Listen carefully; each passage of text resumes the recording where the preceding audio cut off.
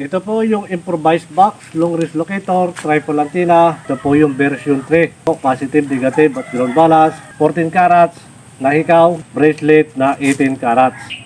Mas labang po yung kanyang booster dahil malaki po yung kanyang box.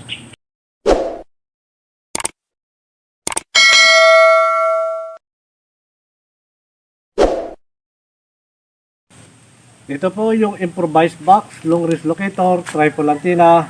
Ang pinusuan po ng ating isang ka-TH mula po sa probinsya ng South Cotabato. Ayan, ito ka-TH, improvised box. Na ito po yung version 3. Na meron po tayong nilagay na antenna para sa paligid. At ganoon na rin po, positive, negative at ground balance. At ganoon na rin po itong booster. At muli mga ka-TH, ito po yung improvised box na kailangan po rin po natin siyang balahan. Kung ano po yung ating babala, yun po ang hahanapin o ilulukit po ng ating improvised box. Meron po tayong ibabala dito mga ka-TH. Ito po yung 14 carats na hikaw. Ayan. Na yun ang po aking gagawin bala. At meron po ako ilulukit dito. Ito po yung bracelet na 18 carats. Ayan. Ito ka-TH, napakahalaga pa rin po na itong antenna kailangan po natin ipahid sa lupa. Ayan. At napagpabilis po yan na mahanap po niya. Yun pong ating target. Ayan. Napakahalaga pa rin po ka-TH. Ito pong ating handle. Kailangan po yan ay dapat sa gitna ng palad. Ayan. At hindi po pabago-bago yung pagpisil natin. Ito ka-TH. Ito po yung improvised box. Yan po ang ating lulukit mula po sa baba. Ayan. Yan ito ka-TH. Ay doon na po yan magtuturo itong ating improvised box. Yan. Malakas po yan. Ito ka-TH. Yan. Lalo na kapag ikaw na po yung gagamit. Yan.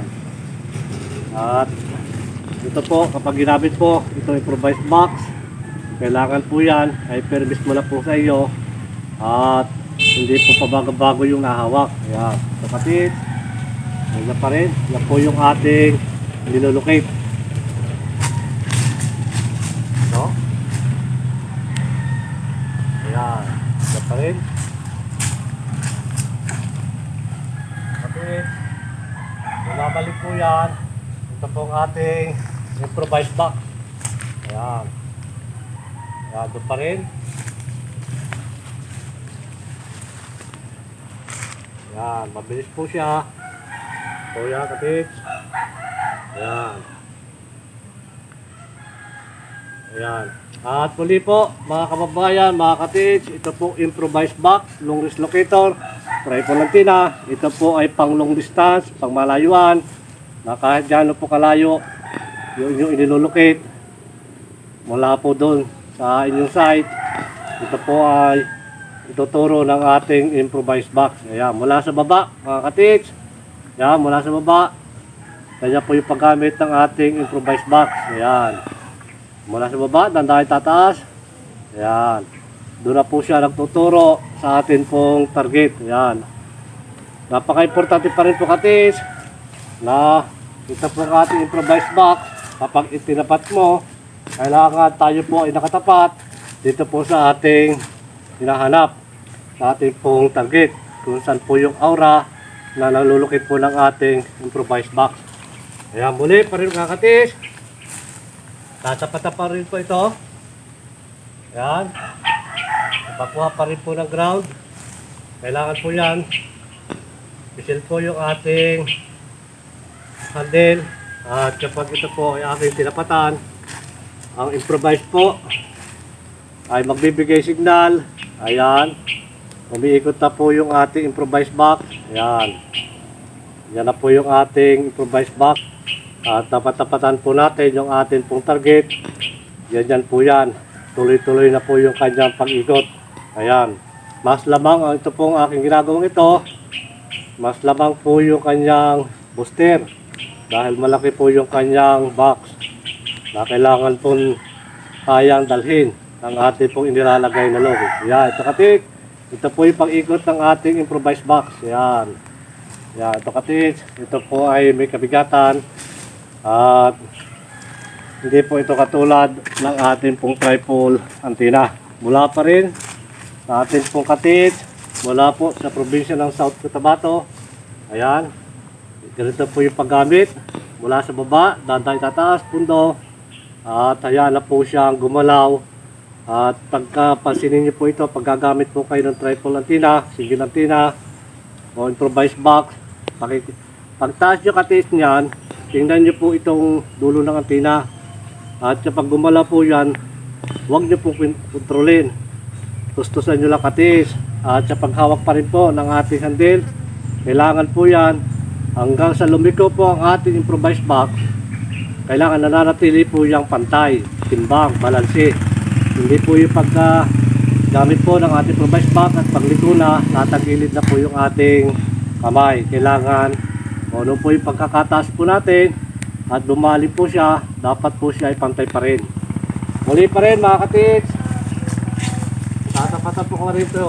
Ito po ang ating target. Ayan, sa pagkuha pa rin po ng ground. Ayan, ganyan. Dahan-dahan po ako lalapit. At kapag natapakan ko po yan, tatapatan, ito pong ating improvised box ay mabilis siya nagbibigay agad na signal. Ayan. At kapag po yan ay bumuo na ng frequency, tuloy-tuloy na po yung pag-ikot. Ito po nakakatiit sa aking panan. Ayan. Tuloy-tuloy na po yung pag-ikot ng ating pong improvised box. Ayan na. Ayan nakatiit. Bumubuo ulit na po ulit ng frequency. Ayan. Hindi po natin may iwasan mga katits na umawid yung kamay dahil po ito ay mabigat. Ayan. Ito po yung napusuan ng ating sa katits. Ayan. Mula po sa South Cotabato. Ito pa rin po mga katits. Ayan. Ito po yung improvised box. Ayan. Doon na po agad siya bumabaling. Kung pagmamasjid yung katits. Ayan. Ayan po yan o. Doon agad siya bumabaling. Ganun po kalakas yung paghatak. Yung mga ginagawa ko po. Yan. Iba po yung pamamaraan ko sa paggawa, sa pagbuo po ng long locator. Ano man po yung aking mga ginagawa o binubuo. Marami man po kami na gumagawa, pero iba't iba po yung pamamaraan namin sa paggawa. Kaya muli po katis. Kaya pagmamasdan nyo katis, doon na po yan bumabaling. Yan. So katis, yan. Doon na po yan. At muli. At tapat ako po ulit katit. Ayan. Yan pa rin. Yan pa rin katit. Ayan. Pag tinapatan po yan. Ayan. Mabilis po siya magbigay signal. Ayan. Ito katit.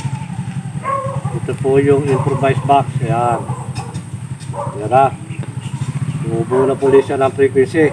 Ang ikot po ng ating improvised box, single antenna, triple antenna, yan po ay papunta sa kaliwa, counterclockwise. Lalo na po kapag may bala at gold po o platinum, silver po ang ating hahanapin. Ayan. Pero kapag ito po ay may bala at umikot po ito ng pakanan, ibig sabihin po niya mga katits, volume po ng tubig ang nalulukit po o tinatapatan po ng ating item. At uli po mga kababayan, mga katiis, maraming salamat po sa patuloy na panunood po ng mga ina-upload kong video. Muli po maraming salamat sa lahat po ng mga nag-subscribe. Pagpalain tayo ng maraming biyaya at higit po ang isang magandang kalusugan.